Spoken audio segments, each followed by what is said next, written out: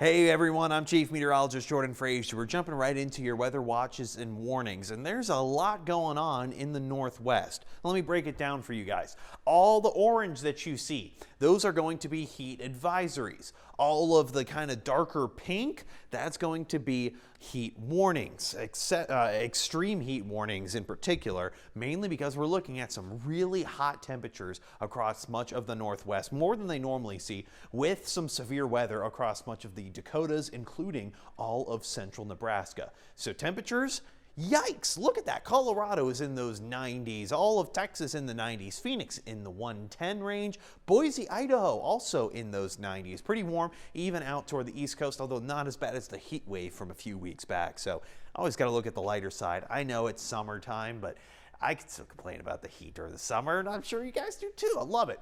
All right, hey, 60s and 70s across much of the eastern coast, all the way out toward Denver. All right, cooling down thanks to parts of those mountains. Boise, Spokane, all the way into those 50s and 60s. Phoenix, low temperature is 90. I know a lot of you guys don't even see that for the highs, but I am tracking a lot of showers and thunderstorms, mainly across the Carolinas throughout this afternoon, specifically for Charlotte along Interstate 95. You're going to see that slight chance for rain, showers, thunderstorms, severe risks, mainly going to be hail and wind with that small tornado potential as well. Then we move a little bit farther out toward the area where the Dakota's been seeing some action throughout much of yesterday. That's going to be for Friday night under that level 2 slight risk. You notice those systems themselves, all right, they go sub-severe by Saturday morning. That's good stuff. But then we zoom out. Look at how big this system is. It's a large-scale cold front. It's going to be bringing plenty of rain across much of the East Coast, kind of making impacts across the central U.S. heading down into northern Texas.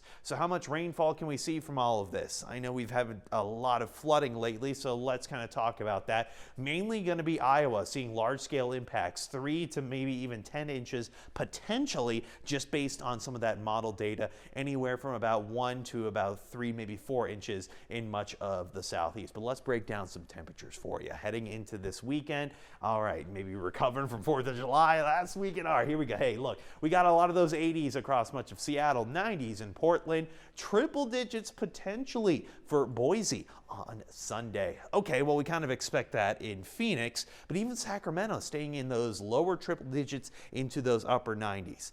San Diego, you don't have to worry about that stuff.